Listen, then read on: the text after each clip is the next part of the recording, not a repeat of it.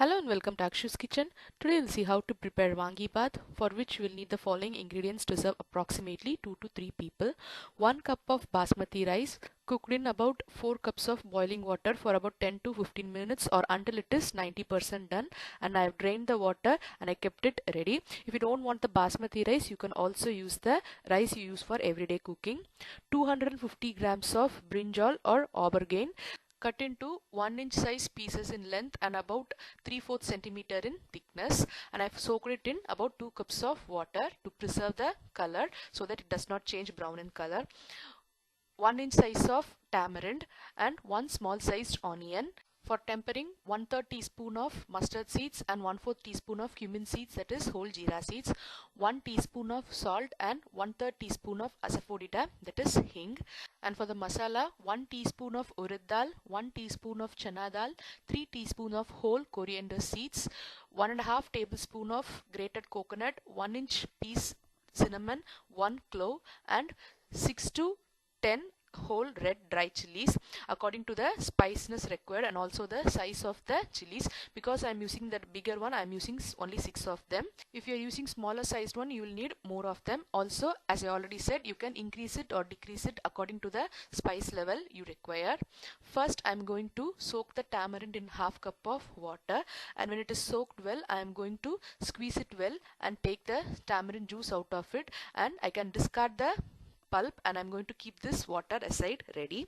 Next, in a pan, I'm going to add about half a teaspoon of oil, and when it is hot, I'm going to add the 1 teaspoon of urad dal and 1 teaspoon of chana dal first and saute it for about a minute until it is light golden in color, and then I'm going to add the other ingredients, namely the whole coriander seeds, the 1 whole clove, and the 1 inch piece of cinnamon, and also the 6 whole dry red chilies. As I already said, alter the level according to the size and the spice level required, and I'm going to saute it for another 2 to 3 minutes in medium flame until everything is roasted well and you get a good flavor out of it. And finally add the 1.5 tablespoon of grated coconut and fry it for about half a minute, and then I'm going to switch the stove off and I'm going to leave it aside for another 2 to 3 minutes in the heat of the pan.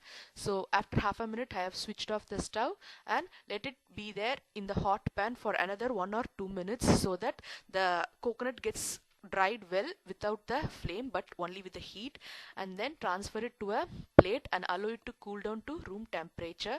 And then I'm going to transfer it into a mixer or blender and grind it into a fine powder and keep that also aside ready.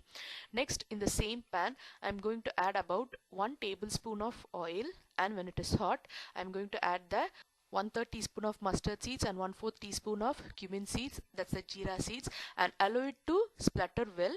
Once it starts spluttering, I'm going to add a little bit of curry leaves and also the 1 small sized onion which I have chopped into small pieces. Also, I'm going to add about 2 green chilies split into 2 pieces at this stage, which I have not mentioned in the ingredients list, and it's usually not used in Vaangi Bhath, but I personally like this flavor, so I'm adding it. You can skip it if you don't want to. And I'm going to saute it for just a minute until the onions turn a little soft, and immediately I'm going to add the brinjals, that's aubergine, by draining it out of the water it has been soaking. Make sure it does not splatter on you. Drain it properly and add it, and I'm going to saute it for another 4 to 5 minutes until the brinjal becomes really soft and they turn golden in color. So because brinjal gets cooked very easily, it's a soft vegetable, you will not need any water. Just saute it in the oil and you'll have this consistency after about 4 minutes. It's all soft now. Now I'm going to add the salt and the asafoetida, that is the hing. Give it a good mix, and then I'm going to add the prepared masala powder, that's the roasted and grinded masala, and again saute it for 10 to 15 seconds, and immediately I'm going to add the tamarind juice that we have already kept ready. You can also add the tamarind first before adding the spice powder. Allow it to simmer in medium flame for about 30 seconds so that all the raw smell is gone, and then you can add the spice powder. But I usually prefer it this way, but it is fine either way. You can also add the tamarind juice first allow the raw smell to go and then add the spice powder, or add the spice powder, saute it for about 10 seconds and then add the tamarind pulp. Either way, allow it to stand for about 30 seconds to 1 minute so that it gets combined well.